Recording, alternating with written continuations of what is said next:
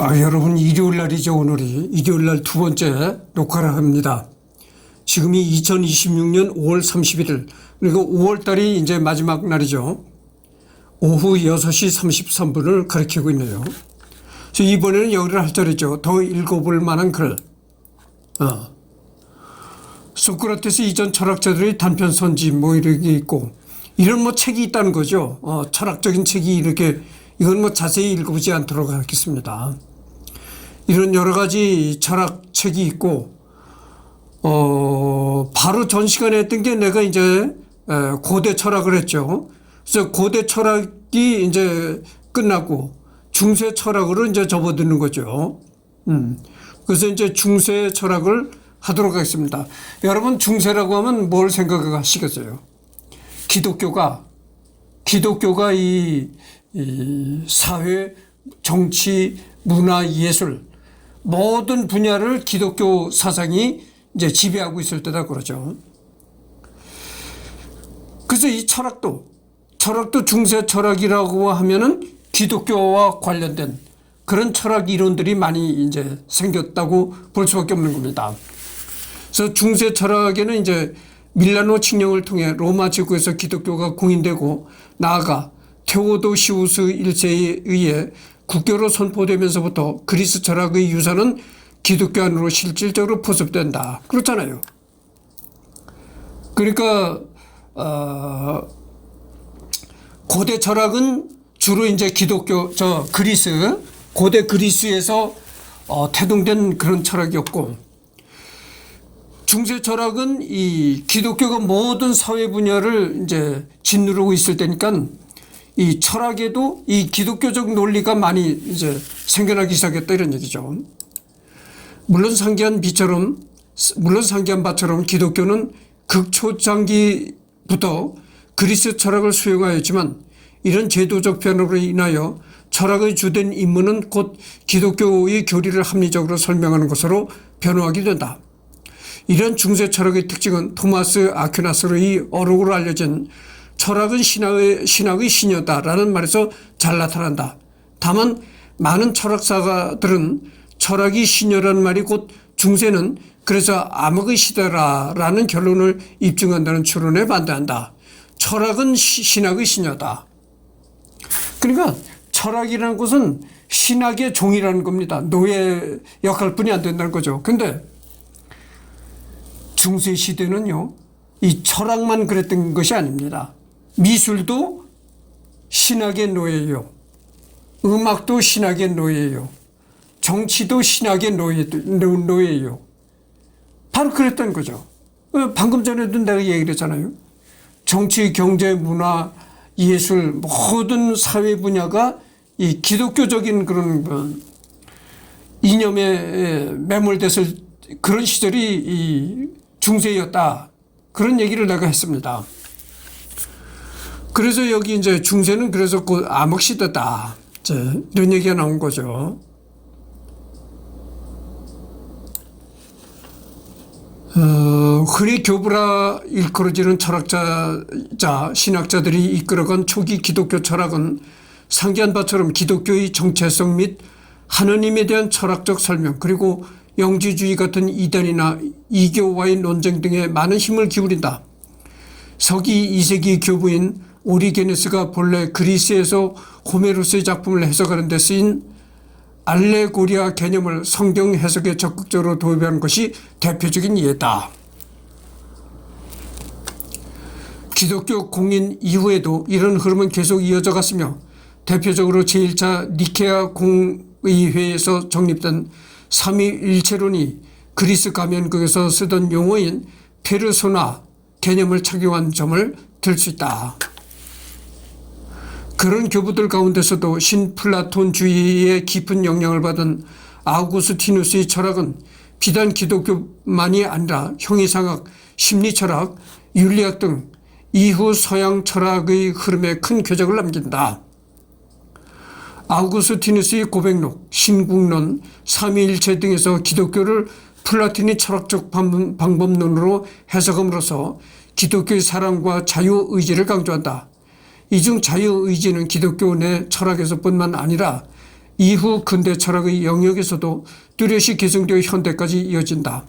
하지만 반달족의 침략 가운데 사망한 아우구스티누스의 모습이 잘 대변하듯 서로마 제국이 이민족에 의해 멸망함에 따라 고대 그리스로부터 계승된 지적 유산은 큰 타격을 입게 된다. 반면 동로마 제국의 경우 굉장히 안정적인 질서가 자리 잡았기에 제국의 신앙을 하나로 모으고 교회에서 이단들을 정리할 필요가 있었다. 따라서 삼위일체론, 그리스도론, 존재론 등이 발전하게 된다. 한편 흔히 암흑시대로 알려진 초기 중세의 서유럽의 기독교 철학자들 및 성직자, 수도자들은 사회의 유일한 지식인으로서 얼마 남지 않은 옛 지적 유산을 보존했다. 로마 귀족 집안에서 태어나 플라톤과 아리스토텔레스의 저작들을 고전 그리스어에서 라틴어로 번역하던 도중 동로마 제국과 내통했다는 이유로 자신이 섬기던 고트족 궁정에서 처형당한 기독교인 철학자 보에티우스가 그 대표적인 인물 중 하나였다. 그 외에도 유럽이 전화에 휩싸였을 동안 아일랜드의 수도자들이 많은 고대의 문헌들을 보존해냈다는 것이 그 대표적인 일화 중 하나다. 이런 혼란은 카롤루스 대제 때 물의 부흥이 일어나고 교회의 힘이 세지면서부터 비로소 진정되기 시작했다. 이 시기의 고전 그리스 학문은 이슬람 황금기 가운데 중흥을 맞이했다. 물론 서유럽 사람들이 멍청해서 그리스 문화를 유실한 것은 아니고 언어의 문제 때문이다. 서방의 라틴어 문화권에서 고전 그리스 학문을 공부하려면 번역을 거쳐야 했기 때문이다. 오히려 이슬람 문화권의 경우 해당 지역에 많은 그리스인들이 살았기에 이런 방면에서 제약이 적었다. 반면 서유럽은 라틴어 문헌의 보존에서 강점을 보였는데 일례로 키케로의 국가로는 현대에는 많은 부분이 유실되었지만 아우구스티누스가 인용한 부분들 덕에 그 원본을 추정하는 데 도움을 받고 있다. 이 시기의 고전 그리스 학문은 이슬람 황금기 가운데 중흥을 맞이했다. 이슬람 제국에서는 알고리즘으로 알려진 알콰리즘이 알파라비 등을 비롯해 학문 분야에서 뛰어난 학자들이 출현했다.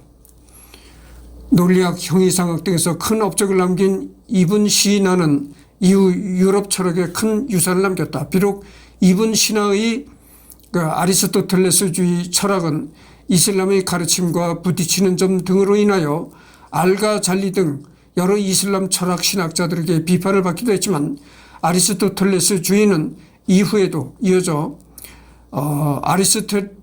아리스텔레스의 유일무이한 주석가로 불리기도 하는 이븐 루시드 같은 철학자를 통해 아란 달루스를 거쳐 결국엔 서유럽에도 도달하게 된다.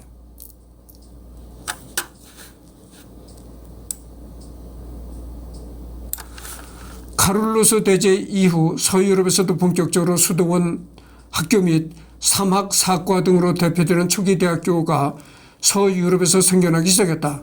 일찍이 보에티우스가 생전에 라틴어로 번역하였던 저작들의 대부분이 아리스토텔레스와 포르피디오스의 논리학 저작들이었기에 당시 대학에서 주로 연구되던 철학 분야는 논리학이었다.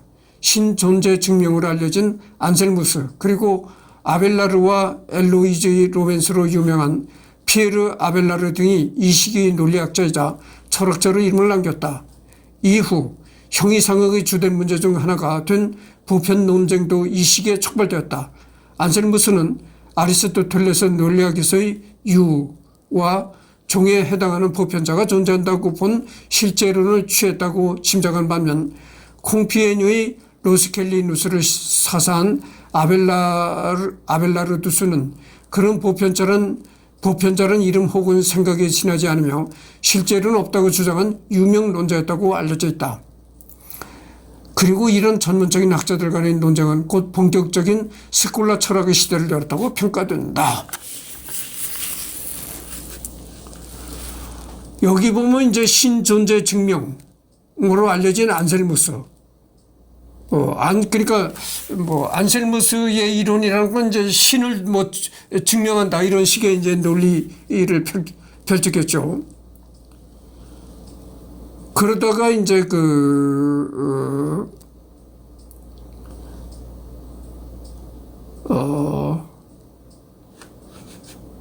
아리스토텔레스 논리학에서의 유와 종에 해당하는 보편자가 존재한다고 본 실제론을 취했다고 짐작하는 반면 이렇게 아벨라르두스는 그런 보편자라는 이름 혹은 생각에 지나지 않으며 실제로는 없다고 주장한 유명론자였다고 알려져 있다. 유명론자, 유명론.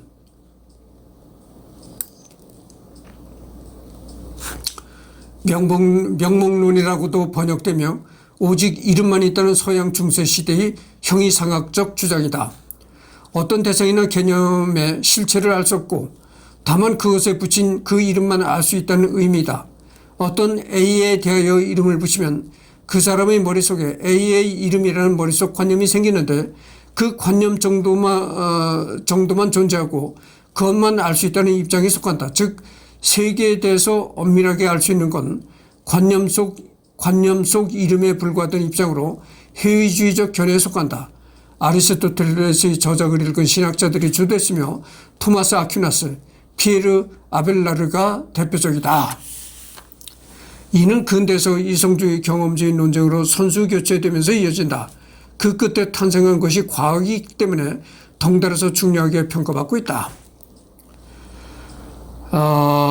그래서 중세 시대를 지나다가 이제 실제론이라는 그 철학 논리가 등장하게 되고 그러다가 이제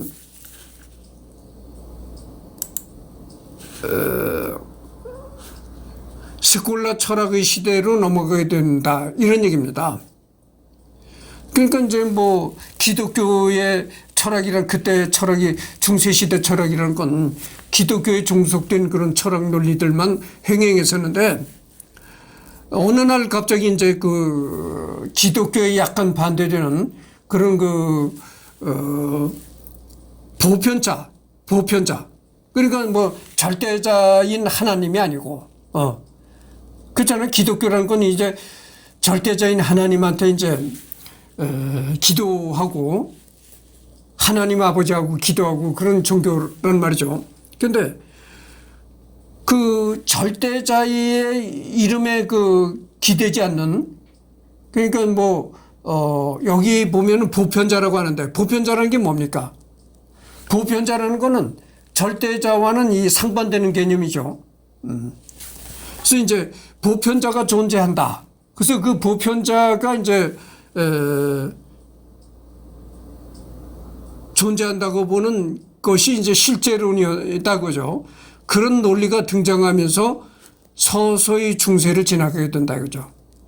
이제 서서히 중세를 탈피하는데 그때 나타난 철학이 바로 스콜라 철학이다 이런 얘기죠. 스콜라 철학. 스콜라주의. 이거 한번 대충 읽어보도록 합시다. 스콜라 철학은 9세기에서 16세기 중세 유럽에서 성행한 기독교 신학의 중심을 둔 철학적 사상이다. 스콜라주의라고도 일컫기도 한다. 일반적인 철학적 탐구와 인지와 인식의 문제를 신앙과 결부시켰으며 절대자의 아래서 인간의 이성을 이해하였다. 그러니까 이 스콜라 철학도 여기 보면 이 스콜라 철학이라는 이론도 완전히 그 기독교에서 탈피한 그런 것은 아니었다고 그죠. 본디 가톨릭 교회나 수도원에 부속된 학문기관에서 가르치던 학문으로 당시에 이런 학문을 탐구하는 학자, 교수에서 당시 이런 학문을 탐구하는 학자, 교수에서 스콜라 철학이라고 한 것이 시초이다.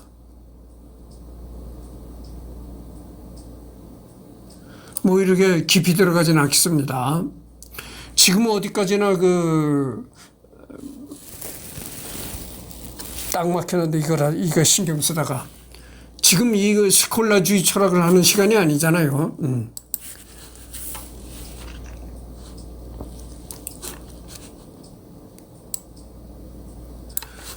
그리고 13세기부터 본격적으로 이베리아 반도를 통해 아리스토텔레스의 저작들이 번역되어 수입되기 시작하면서 당대 서유럽의 스콜라 철학자들은 다시 한번 충격에 빠진다.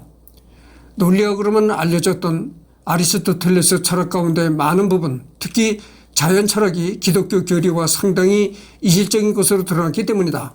이로 인해서 보나벤투라 등에 의하여 파리 대학에서 아리스토텔레스의 저작들이 여러 차례 금서 처벌을 받는 사건도 있었다. 하지만 로저 베이컨, 알베르투스, 마그누스 그리고 결정적으로 토마스 아퀴나스의 철학적 작업 덕분에 아리스토텔레스주의, 보편논쟁의 맥락에서 토마스주의는 중도적 실제론으로 분류된다.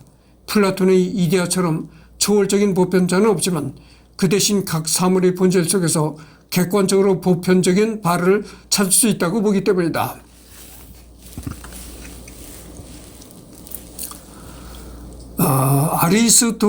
아리스토텔레스주의 가운데 상당 부분은 토마스 아퀴나스의 철학이라는 형식을 통해 비로소 보편교회의 교리와 조화롭게 받아들여질 수 있게 된다. 이후 아퀴나스식의 실제론과는 차이가 있는 둔스 스코투스의 실제론 및 오컴의 윌리엄의 유명론 또한 뚜렷하게 제기되었지만 토마스 아퀴나스의 철학은 이후에도 가톨릭의 가장 유력한 철학으로 기승되고 있다.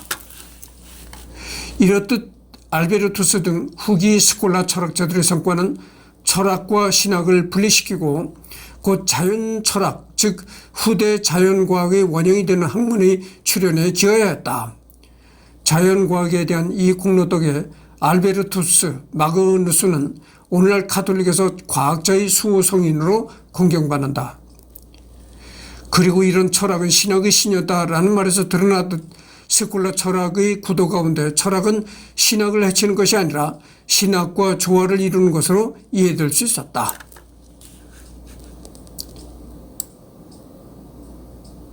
그래서 이제 그 중세 시대에는 기독교가 이제 모든 모든 서양 사회를 이렇게 지배하던 그런 시대였고, 그래서 이제 그 철학도, 철학은 신학의 신여다, 뭐 기독교의 신여다 이런 말까지 등장했었던 거죠. 그러면서 차츰 이제 그 보편자라는 개념이 절대자와 반대되는 보편자라는 개념이 등장하게 되고, 스콜라 철학이라는 이론이 등장하면서 서서히 이제 그 중세를 빠져나가는 그런 그 흐름이 되었다 이런 얘기죠. 그래서 뭐 더 읽어볼 만한 글에는 이제 여러 가지 그 책 서적들이 있는 겁니다. 근데 이거는 뭐 읽어보지 않겠어요. 그리고 나서 이제 근대 철학이 태동이 되는 겁니다. 예, 근대 철학. 근대 철학이라는 것은 17세기, 18세기 철학입니다. 그러니까 뭐, 우리나라 역사를 말을 하면은 조선시대 중후반기 정도 될 때죠. 그때 서양에서 근대 철학이 이제, 태동이 됐다 이런 얘기입니다. 서양의 중세는 적어도 문화적 측면에서는 이른바 인본주의 부흥의 르네상스의 도래, 종교 개혁에 따른 공고한 가톨릭 질서의 붕괴를 기점으로 근대에 접어든다고 보는 편이 일반적이다. 근대 철학이 탄생한 환경적 배경에는 르네상스와 문해부운동, 과학혁명의 시작, 인쇄술의 발전과 계몽사상의 대도, 대항해 시대와 신대륙의 발견, 종교개혁과 자유로운 사상에 대한 관용, 중세의 스콜라 철학에 대한 반감 확산 정도가 있었다고 정리할 수 있겠다. 이게 참 중요한 얘기가 등장하는 겁니다. 그래서 이 중세 때는 방금 전에도 내가 얘기했지만 이 중세 때는 기독교가 모든 걸 지배하던 시대였단 말이죠. 그래서 뭐 그랬는데 그 시기를 벗어나니까 뭐라고 했어요? 이 근대 철학이라는 건 곧 르네상스 철학이다 이거죠. 르네상스. 그러니까 이제 자유로운 인간 본성의 이 감성에 충실하는 그런 미술이라든가 문학 이런 게 음악 이런 게 등장하던 시대가 르네상스였고, 그러면은 이 르네상스가 일어난 그 사회적인 배경이 뭐냐? 르네상스라는 게 쉽게 말하면 그거잖아요. 인본주의 혁명이다. 이런 얘기를 하잖아요. 과학혁명이 시작됐다. 이때서 17세기, 18세기부터 이제 서양에서도 본격적으로 이제 과학적인 마인드가 이제 세상을 지배하게 됐다 이거죠. 그러니까 기독교적인 마인드보다는, 기독교적인 생각보다는 과학적인 생각이 압도하기 시작했다 이런 겁니다. 세상을 압도하기 시작했다. 그 다음에 인쇄술이 발전됐다. 인쇄술이 발전돼가지고 막 무수하게 인쇄물을 찍어내가지고 그 인쇄물이 돌아다니면서 이제 무수한 사람들이 읽어보니까 정보의 혁명이 일어나는 거야. 정보. 그러니까 모든 사람들이 다 이렇게 글만 읽을 줄 알면 다 이걸 뒤다보고 야 이렇구나 그런 정보의 혁명이 일어나더라 이거지. 이제 요즘에는 인쇄술의 혁명이 다가온 게 아니라 요즘에는 유튜브 혁명. 그렇잖아요. 누구나가 다 유튜브를 뒤다봐. 너도 나도 좀 똑똑하다 하는 사람들은 전부 나가서 유튜브 녹화를 해서 올리더라. 이제 그러니 이때는 그 유튜브는 없었고 인쇄술이 발달돼가지고 그렇게 이제 종이에다가 너도 나도 좀 지식계나 갖췄다 하는 사람들은 전부 인쇄를 해가지고 막 서로 이렇게 배포하는 그런 시대가 되었다 이런 얘기죠. 그리고 대항해 시대와 신대륙의 발견. 이때가 이제 지금의 미대륙을 발견하는 시기가 도래했다. 거기다가 대항해 시대. 예전엔 이전에는 말이죠. 사람이 바닷가에 나가는 걸 굉장히 두려워했습니다. 그렇잖아요. 여러분들 이렇게 바다를 보십시오. 그 시퍼런 물 겁나잖아요. 이게 빠지면 어떻게 되나? 그래서 예전에는 이 바다에 나가는 사람들이 극히 드물었어요. 극소수였다 이거죠. 물론 예전에도 바다에 나가는 사람들이 아주 없진 않았어요. 우리나라에도 네덜란드에 표류했던 있었잖아요. 여기 신경 쓰다가 딱 막혔는데, 우리나라 제주도에 이제 표착했던 네덜란드 사람도 있었고, 하여튼 그러니까 그 이전에도 용감한 사람들은 바다로 나갔어요. 근데 그렇지 않은 평범한 사람들은 바다를 굉장히 겁내했다고죠. 근데 이때서부터 이제 대항해 시대가 열린다 이거죠. 그러니까 웬만큼 용기 있는 사람은 다 바다에 나가는 그런 시대가 열렸다. 그 다음에 종교개혁과 자유로운 사상에 대한 관용. 이때 가톨릭이 너무나 부패를 해서 면죄부까지 막 찍어서 팔아먹을 때거든. 그렇게 가톨릭이 이제 부패하다 보니까 거기에서 반발돼가지고 종교개혁이 일어났다. 그 종교개혁이 일어났고 중세의 스콜라 철학에 대한 반감 확산 정도가 있다고 정리할 수 있겠다. 그래서 여러 가지 사회에 이렇게 혁명적인 여러 가지 분위기가 조성된다 보니까 근대 철학이 태동하게 될 수밖에 없다 그죠. 기독교에서 벗어난 완전히 기독교에서 탈피한 근대 철학이 태동될 수밖에 없었다. 근대 철학의 시발점으로 여겨진 르네 데카르트는 이전까지 쌓인 모든 지식, 심지어는 내가 지금 컴퓨터, 전자기기를 보고 있다.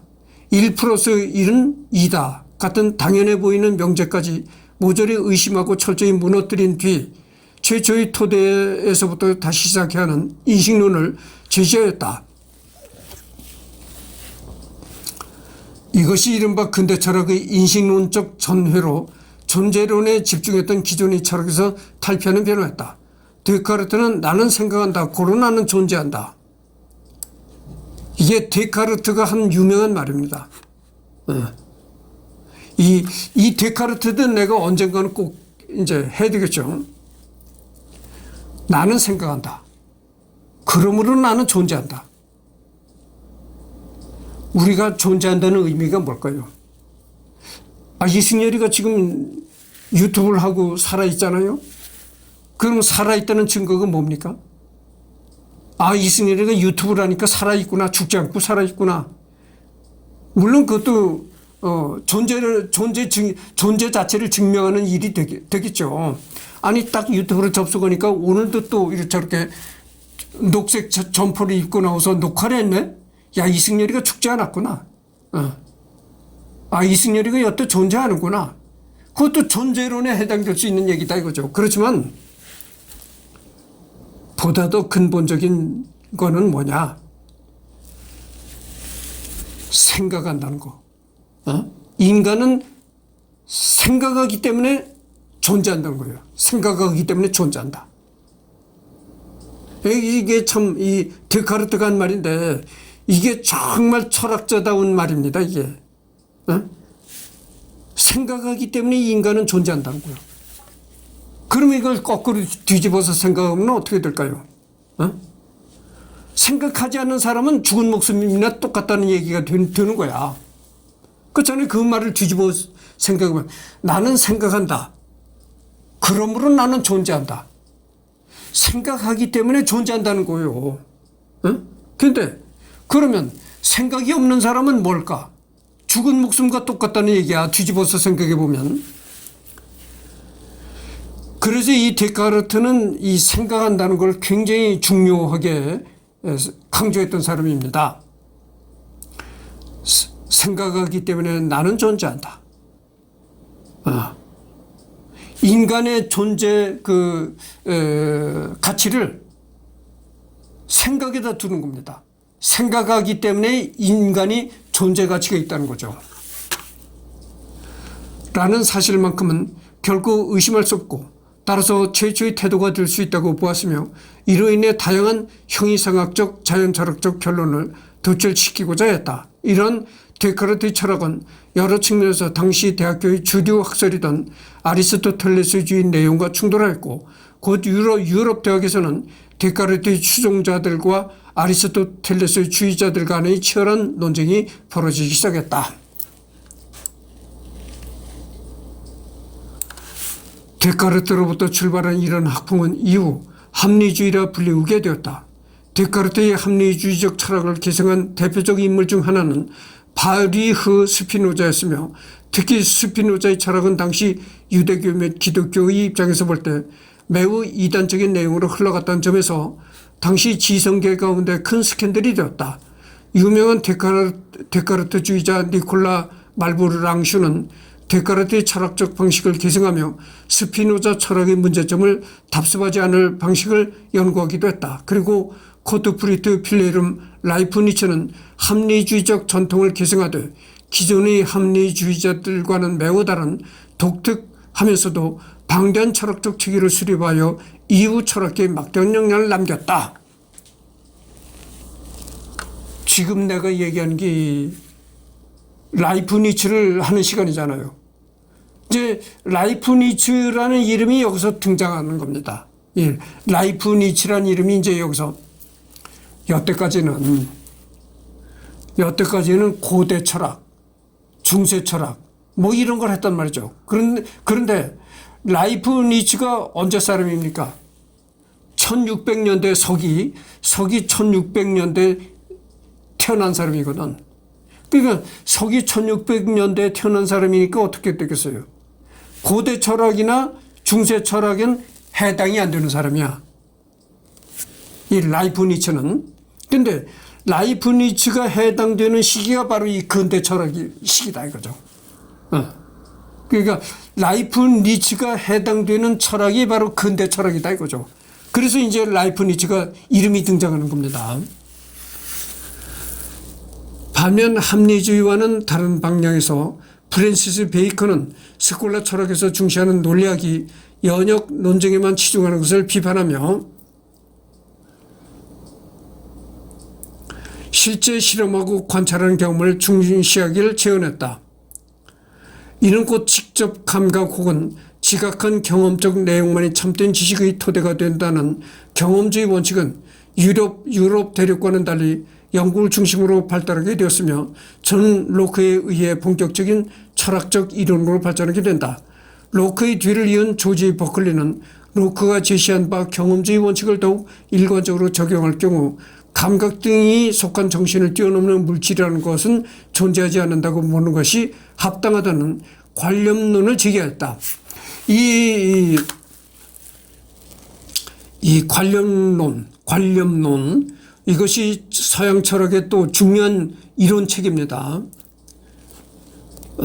그리고 한 발 더 나아가 데이비드 휴먼 경험주의 원칙을 충실히 따를 경우 실체, 자아, 그리고 인과, 그리고 귀남 논증 자체의 정당성까지 의심하는 게 마땅하다는 매우 영향력 있는 회의론 철학을 개진했다.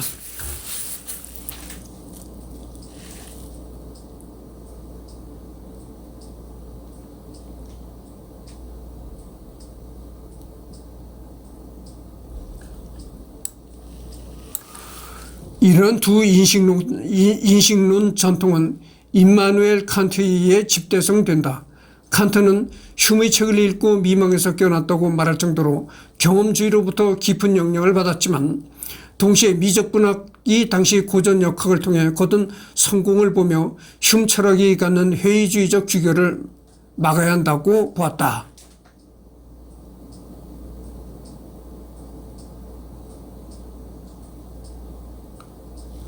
칸트는 그 해법으로 순수 이성 비판에서 우리 바깥의 사물 자체에 개입하지 않으면서도 지성 개념을 통해 객관적 지식을 얻을 수 있다는 인식론을 제시하였으며 나아가 이런 틀에 기초하여 윤리학 및 미학 등 방대한 영역에 걸쳐 뛰어난 업적을 남겼다.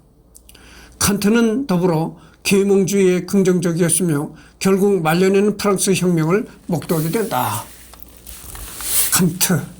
이 칸트가 참 유명한 사람입니다. 이 서양 철학사에 아주 상당한 발자취를 남긴 사람이거든요. 그러니까 언제든지 칸트도 또 해되겠죠. 이렇듯 프랑스 혁명을 이끌어낸 동력은 시대를 거슬러 올라가 흔히 근대초 니콜로 마키아벨리가 중세 기독교적 정치 및 국가관에 도전하는 다른 관점을 지시한 것으로부터 비롯되었다고 여겨지고는 한다.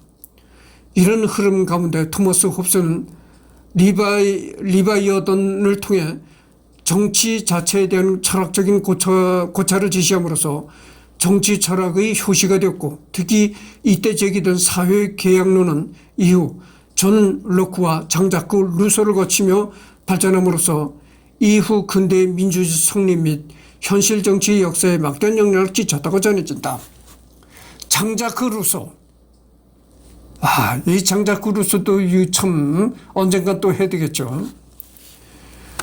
이렇듯 중세 철학 등에 대한 반발부터 시작된 초기 근대 철학은 결과적으로 앙시행 레짐을 지탱하는 종교적 사상적 기틀을 논박하는 데 성공하였으며 많은 철학사가 혹은 역사학자들은 이런 흐름이 결국 종교나 미신 대신 인간과 인간의 이성을 강조하는 계몽주의, 인본주의 및 자유사상의 발흥을 돕고 전제군주제 등 구시대 유산을 무너뜨리는 데 기여하였던 평가를 내린다.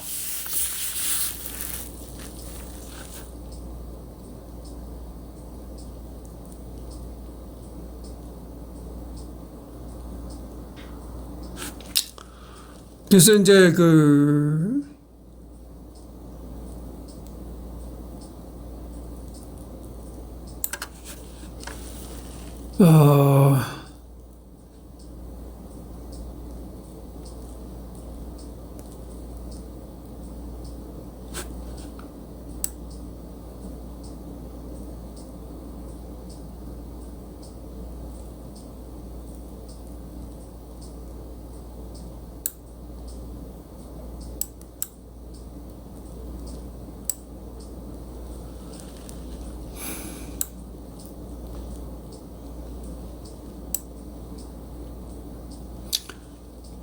그렇습니다. 그래서 이번 주 일요일 날은 이제 35분을 경과했거든요. 19세기 철학만 해도 상당히 또,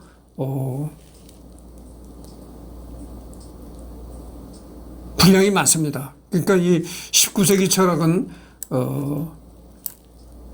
6월 3일인가요? 그때가 뭐 지방선거 날이잖아요. 지방선거 날은 또 내가, 투표 날이라고 이제 놀죠.